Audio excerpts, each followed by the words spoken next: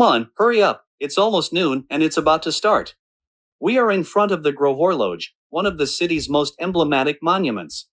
And today, I'm going to unveil one of the mysteries that surrounds this 14th century sundial. Look at the bottom of the Gros-Horloge. Do you see the little slightly curved opening? Well, it is a weekly planner made up of 7 tables or allegories referring to a god of Roman antiquity and indicating the day of the week. Every day, at noon sharp, the weekly planner moves a few centimeters to indicate to the inhabitants what day it is.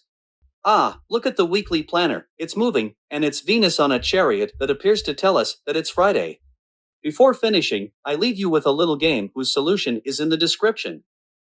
I'll give you the list of deities sculpted on the weekly planner, and it's up to you to find out which day of the week they correspond to. Here are these deities: Jupiter, Saturn, Apollo, Diana, Mercury, March, and Venus that you already know. Up to you.